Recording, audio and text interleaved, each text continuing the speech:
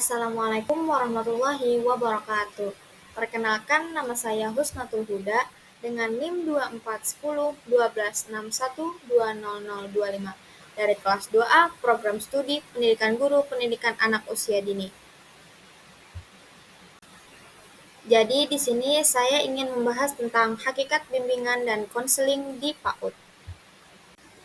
Jadi, adapun daftar isi, yaitu hakikat dan konsep dasar bimbingan konseling di PAUD, fungsi dan tujuan bimbingan konseling di PAUD, dan ruang lingkup bimbingan konseling di PAUD. Jadi yang pertama saya ingin membahas tentang hakikat dan konsep dasar bimbingan konseling di PAUD.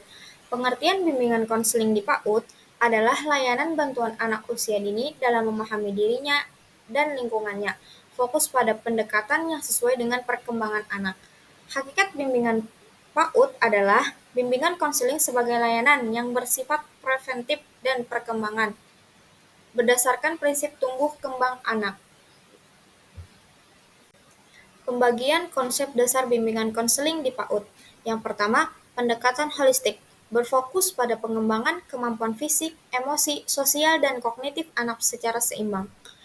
Yang kedua, anak sebagai individu unik. Bimbingan konseling di PAUD mengakui dan menghargai keunikan dan perbedaan setiap anak. Yang ketiga, pengembangan sosial kemampuan emosional. Bimbingan konseling di PAUD membantu anak mengembangkan kemampuan sosial emosional seperti empati, komunikasi, dan pengelolaan emosi. Materi selanjutnya yaitu fungsi dan tujuan bimbingan konseling di PAUD. Fungsi bimbingan konseling di PAUD yaitu preventif, mencegah masalah perkembangan, developmental, memfasilitasi pertumbuhan optimal, korektif, membantu anak mengatasi hambatan.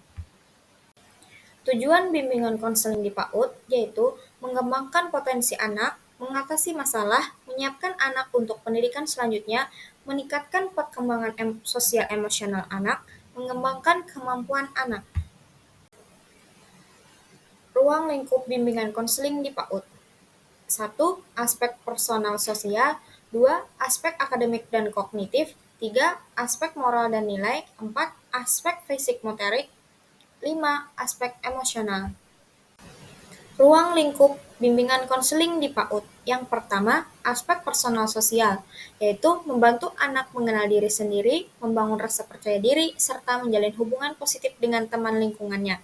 Yang kedua, aspek akademik dan kognitif, mendukung perkembangan kemampuan berpikir, bahasa, pemecahan masalah, serta kesiapan belajar anak di lingkungan. Yang ketiga, ada aspek moral dan nilai, menanamkan sikap dan perilaku sesuai dengan norma sosial dan agama, serta kejujuran, tanggung jawab, sopan santun, dan empati.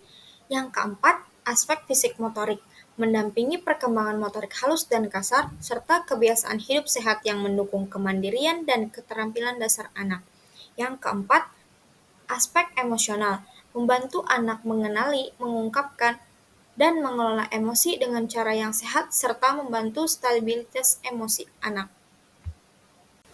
Jadi kesimpulan dari materi yang saya jelaskan adalah bimbingan konseling di PAUD adalah layanan yang membantu perkembangan anak secara menyeluruh sesuai tahap usianya. Hakikat dan konsep dasarnya menekankan pada pendekatan yang menyenangkan, berbasis bermain, dan sesuai dengan kebutuhan anak. Fungsi utamanya adalah mencegah masalah, mengembangkan potensi, dan membantu anak mengatasi hambatan. Tujuannya agar anak tumbuh menjadi pribadi yang mandiri, percaya diri, dan siap belajar.